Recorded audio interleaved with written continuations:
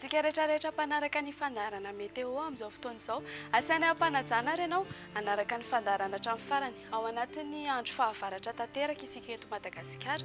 Noho izany dia saika anefikefika indrindra ny eto afovoantany sy ny aty atsimo andrefana aty raha toa ka ho mafy kosa ny fitsiokan-drivotra amin'ny morotsiraky melaka Diana Analanjorofo ny any atsimo atsinanana sy ny atsimo andrefana.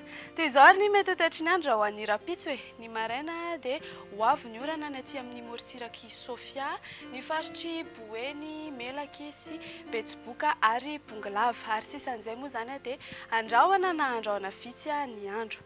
Raha ho an'ny hariva kosa indray dia hibalika be ny masoandro amin'iny tapany atsimon'ny Madagasikara iny ary sisan'izay dia ahazo oram-baratra fa ho betsabetsaka kosa zany ny any Melaky, Bongalava, ny ilany andrefany Betsiboka ary ny any avaratry Menabe any. Raha ny vinan'ny maripana dia 4.0 degré Celsius ny ambany indrindra hitantsika aty Fianaratsoa aty ary ny ambony indrindra kosa indray dia mananika hatrany amin'ny 5.3 degré Celsius hitantsika aty Maevatanana sy Toliara. Ny eto afovoantany moa zany dia manodidina ny 7.20 ka hatramin'ny 3 degré Celsius.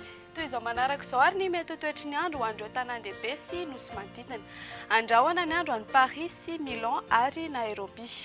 Anoram-baratra ny any Johannesburg, azorana tandrifondrahona Araikotrika ny any Bangkok sy Comores ary Seychelles, azorana tandrifondrahona kosa ny any Maurice sy La Réunion.